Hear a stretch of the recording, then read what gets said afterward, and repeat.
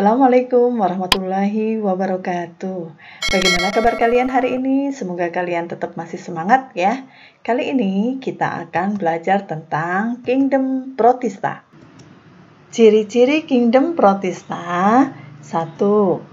Ukurannya mikroskopis atau berukuran sangat kecil dan ada yang bersifat makroskopis atau berukuran besar.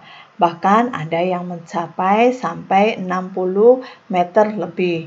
2. Umumnya uniseluler atau bersel satu, tetapi ada juga yang multiseluler atau bersel banyak.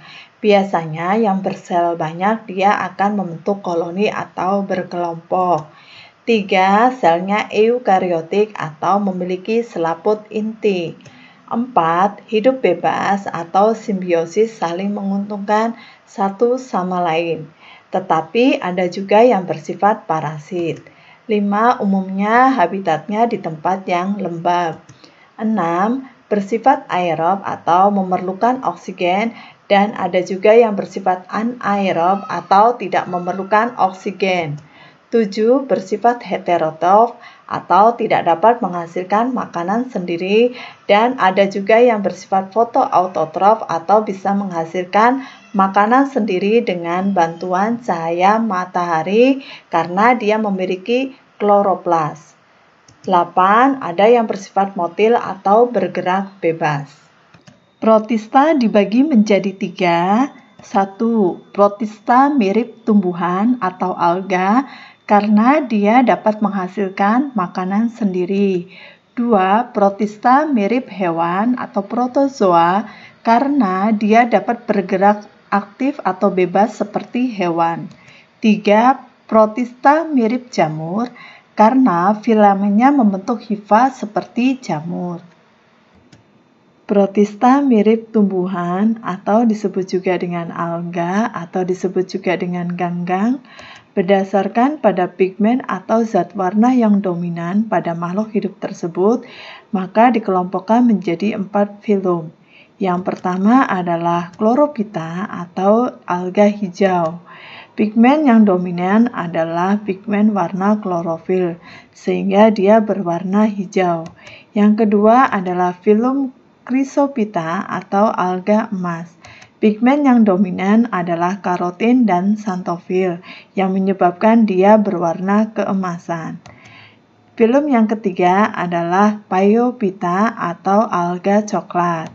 Pigmen yang dominan adalah fucoxanthin yang menyebabkan dia berwarna coklat. Filum yang keempat adalah Rhodophyta atau alga merah. Pigmen yang dominan adalah phycoerythrin yang menyebabkan dia berwarna merah. Nah, sekarang yuk kita lihat contoh dari keempat filum tersebut beserta peranannya. Contoh dari Chlorophyta atau alga hijau antara lain Chlorella spesies yang berfungsi pada dunia kesehatan untuk pembuatan obat pertumbuhan atau peremajaan dan perbaikan sel. Kemudian ada Ulva spesies yang berfungsi sebagai sumber makanan atau sumber serat seperti rumput laut. Contoh dari Chrysophyta atau alga emas antara lain Ochromonas spesies yang dijadikan sebagai bahan pembuat isolasi atau pembuat silikat. Kemudian ada Navicula spesies sebagai bahan penggosok atau campuran semen. Contoh dari Phaeophyta atau alga coklat antara lain Fucus spesies yang berfungsi pada dunia farmasi sebagai bahan obat-obatan. Kemudian ada Sargassum yang berfungsi untuk membuat cangkang kapsul, stabilizer, atau emulser. Selain itu juga dapat dijadikan sebagai bahan untuk membuat sampo, sabun, cat rambut, dan lain sebagainya. Contoh dari Rhodophyta atau alga merah antara lain Gracilaria spesies yang berfungsi sebagai bahan makanan, bahan obat, dan sebagai biakan bakteri. Kemudian ada Eusema spinosum yang berfungsi sebagai bahan makanan atau bahan membuat kosmetik.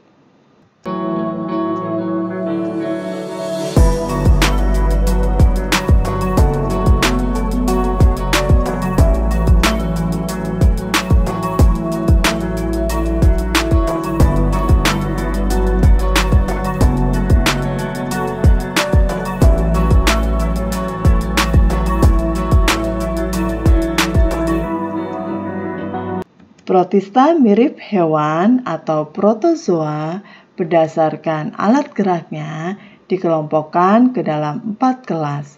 Yang pertama adalah Rhizopoda yang bergerak dengan menggunakan kaki semu. Yang kedua adalah Flagellata yang bergerak dengan menggunakan bulu cambuk. Yang ketiga adalah Ciliata yang bergerak dengan menggunakan bulu getar atau cilia.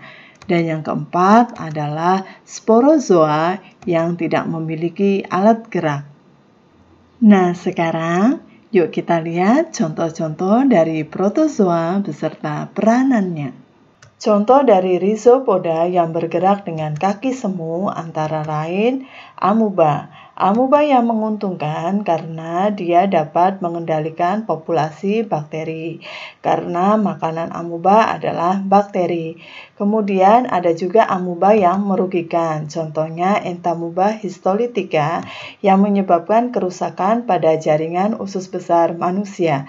Ada juga Entamuba diare yang dapat menyebabkan penyakit diare. Contoh dari Ciliata yang bergerak dengan bulu getar atau cilia adalah Paramecium. Paramecium yang menguntungkan karena dia sebagai pengurai pada ekosistem akuatik, tetapi ada juga yang merugikan karena menimbulkan penyakit pada manusia. Contoh lain adalah Balantidium coli yang dapat merusak jaringan usus besar manusia yang dapat menyebabkan diare.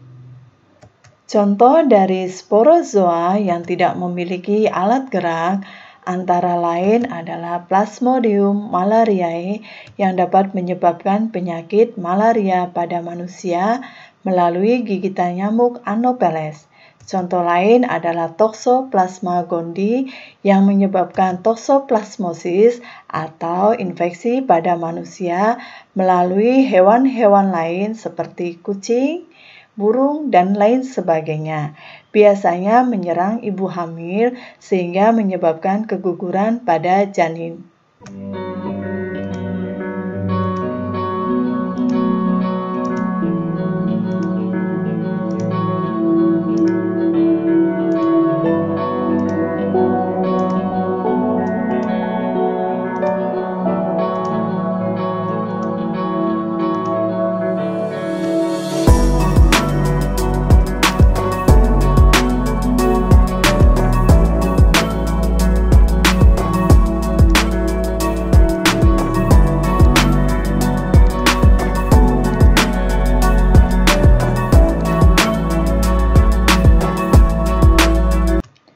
Protista mirip fungi atau jamur dikelompokkan menjadi 2, yaitu 1.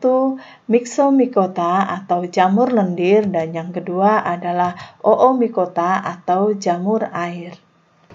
Myxomycota atau jamur lendir mempunyai ciri-ciri sebagai berikut. Bentuknya seperti lendir atau Plasmodium menyerupai amuba, tetapi perkembangbiakannya menyerupai jamur. Dalam kondisi kering, sel bebasnya akan membentuk spora. Contohnya adalah Pisarum polycephalum yang berguna sebagai pengurai sampah organik. Oomycota atau jamur air memiliki ciri-ciri sebagai berikut. Hifanya tidak bersekat, dinding selnya terdiri dari selulosa, reproduksi seksual membentuk hifa, dan reproduksi aseksual membentuk sel gamet. Contohnya adalah Phytophthora spesies yang kebanyakan parasit pada tanaman. Kemudian ada Saprolegnia yang parasit pada tubuh ikan. Bagaimana? Mudah dipahami bukan?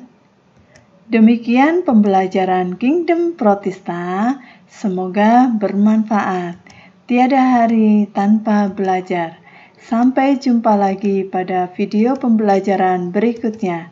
Wassalamualaikum warahmatullahi wabarakatuh.